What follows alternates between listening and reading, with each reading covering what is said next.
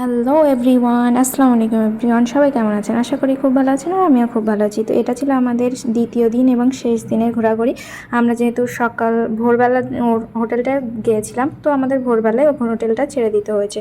তো তারপরে এই যে আমরা কিন্তু ভোরবেলায় উঠে গেছে, ওর কোনো কান্নাকাটি নেই। এই ঘোরার এক্সাইটমেন্টে দেখতেই পাচ্ছেন দৌড়াদৌড়ি করছে। তো আমাদের এই যে মান্না অমরাবতী থেকে আমাদের দ্বিতীয় দিনের ঘোরাঘুরিটা স্টার্ট করলাম। তো এই যে ভোরে আলো ফুটছে, অল্প একটু মৃদু মন্দ ঠান্ডা হাওয়া, এর সঙ্গে খুবই মনোরম পরিবেশ, খুব ভালো লাগছিল। আর একটা জিনিস এখানে খুব ভালো লেগেছে, যেখানেই মন্দির দেখছি সেখানেই মসজিদ, কোনো ভেদাভেদ নেই। যেখানে আমাদের ওয়েস্ট বেঙ্গলে এখন কি অবস্থা আপনারা সকলেই কম বেশি জানেন।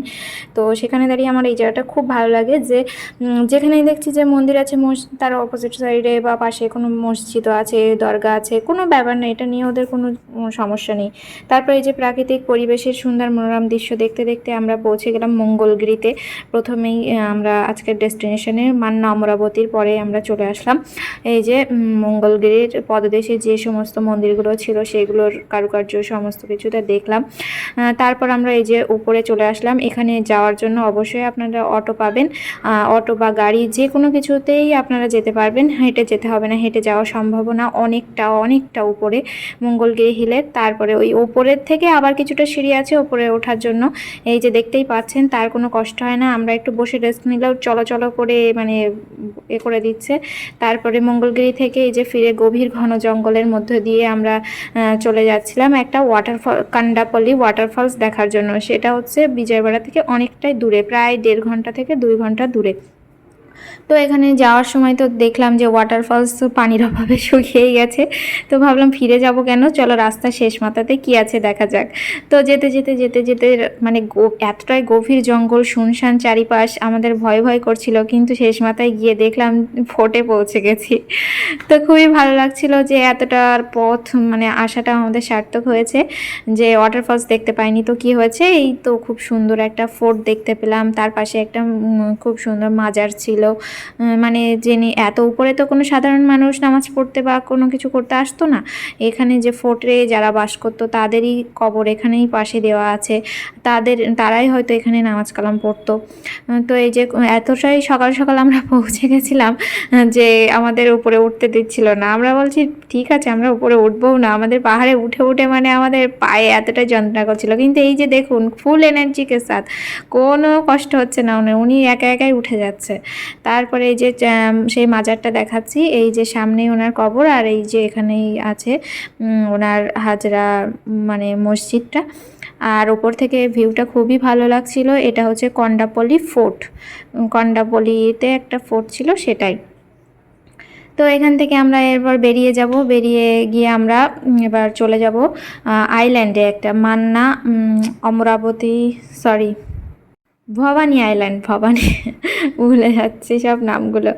এই যে ভবানী আইল্যান্ডে ঢুকতে গিয়েই প্রথমে 10 টাকা টিকিট নিল। তারপরে এখানে ওয়াটার রাইড আছে, একটা আইল্যান্ডে যাওয়ার জন্য শিপ চার্জ আছে প্রায় 250 টাকার মতো।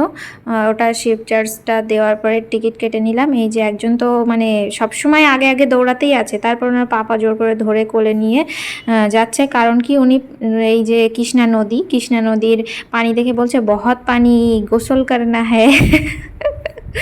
তো পানি দেখে তো এক্সাইটমেন্ট ওর ভরপুর হয়ে গেছে। তারপরে বোট দেখে তো আরও এক্সাইটমেন্ট, ও পানিতে নামতে চাইছে, বেশি করে গোসল করবে ও। তারপরে এই যে আমাদের শিপ চলে আসলো, আমরা শিপে করে খুব সুন্দর এনজয় করতে করতে আমরা চলে যাচ্ছি একটা নদীর মাঝখানে দ্বীপ আছে, সেই দ্বীপটাতে আমরা পৌঁছে গেছি। প্রায় 10 মিনিট মতো লেগেছিল। তারপর দ্বীপে গিয়েই, দ্বীপটার নাম হচ্ছে ভবানী আইল্যান্ড।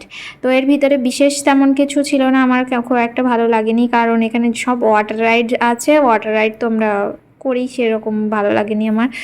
আর এখানে অনেকটাই পায়ে হেঁটে হেঁটে ঘুরতে ঘুরতে আমার পা ব্যথা হয়ে গেছিলো।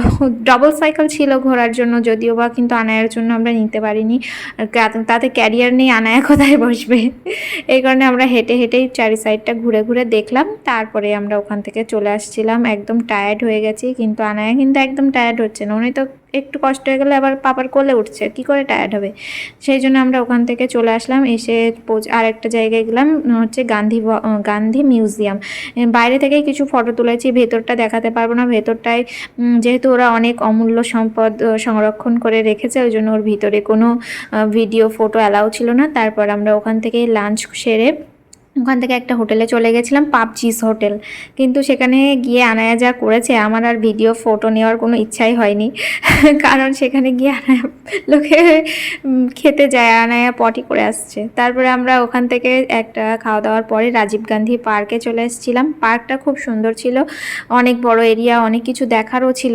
কিন্তু কিন্তু বস, মানে পার্ক বলে কথা, এখানে কাপলসদের জন্য ফ্যামিলি নিয়ে গেলে মানে খুবই লজ্জায় পড়ে যেতে হবে। আমরা তো একটা খাওয়া দাওয়া করে যেহেতু গেছি বিকালের টাইমে, একদমই বসার জায়গা পাচ্ছি না, একটাও খালি, মানে জায়গা ফাঁকা নেই।